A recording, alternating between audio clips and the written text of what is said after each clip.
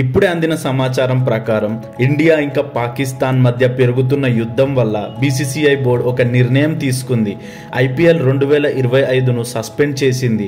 అంటే ఇప్పటి నుండి జరిగే అన్ని మ్యాచ్లు రద్దు చేసింది.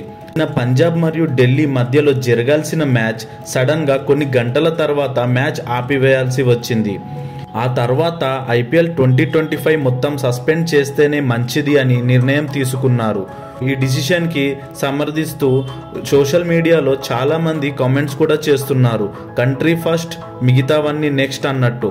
తర్వాత అన్నీ కూడా సోషల్ మీడియాలో చాలామంది దీనికి సపోర్ట్ కూడా చేస్తున్నారు కదా. కంట్రీ తర్వాతనే ఏదైనా. ఐపీఎల్ ఏంది మళ్ళీ వచ్చే సంవత్సరమైనా ఆడుకోవచ్చు. కానీ అందరికంటే చాలా బాధపడే వాళ్ళు ఎవరంటే ఆర్సీబీ ఫ్యాన్స్. ఎందుకంటే వాళ్ళు ఈ సంవత్సరమైనా కప్పు గెలుస్తారని చాలా ఆశలు పెట్టుకున్నారు కాబట్టి. అలాగే ఆర్సీబీ టీం కూడా పాయింట్స్ టేబుల్లో టాప్లోనే ఉంది. సో ఈసారి గెలిచే ఛాన్సెస్ ఉంటాయని ఆర్సీబీ ఫ్యాన్స్ చాలా ఎదురు చూశారు.